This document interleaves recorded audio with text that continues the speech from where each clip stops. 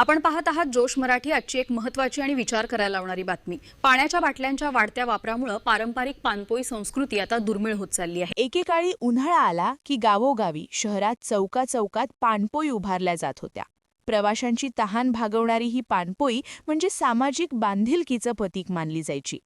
मात्र आता परिस्थिती पूर्णपणे बदलली आहे। पॅकेज्ड वॉटर म्हणजेच बाटलीबंद पाण्याच्या सहज उपलब्धतेमुळे पानपोई हळूहळू गायब होत आहेत। पानपोई म्हणजे प्रवाशांना, वाटसरूंना किंवा गरजू लोकांना मोफत पिण्याचं पाणी उपलब्ध करून देणारी व्यवस्था। भारतात विशेषतः महाराष्ट्रात पानपोईची परंपरा ही खूप जुनी आणि सामाजिकदृष्ट्या महत्त्वाची मानली जाते। भारतातील पानपोईची प्राचीन काळातील सुरुवात आहे। भारतातील पानपोईची परंपरा धर्म, दान आणि सेवा या मूल्यांशी जोडलेली आहे। प्राचीन काळात राजे, सरदार आणि श्रीमंत लोक धर्मकार्यासाठी विहिरी, तलाव आणि पानपोई उभारत असत। मंदिरांच्या परिसरात किंवा यात्रा मार्गावर पाण्याची सोय केली जात असे। प्रवाशांना पाणी देणे हे पुण्यकर्म म्हणजे धर्म मानले जात होते।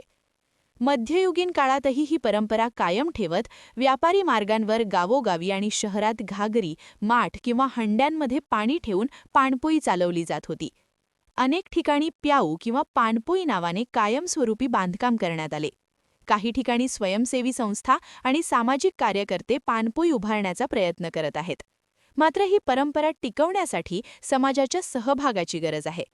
पाण्याच्या बाटल्यांच्या सोयीमुळे पानपोई हरवत असली तरीही या परंपरेचं जतन करणं ही आजची गरज बनली आहे। हीच वेळ आहे पुन्हा एकदा पाणपोई संस्कृती जिवंत करण्याची। जोश मराठी, अंजनगाव, सुरजी।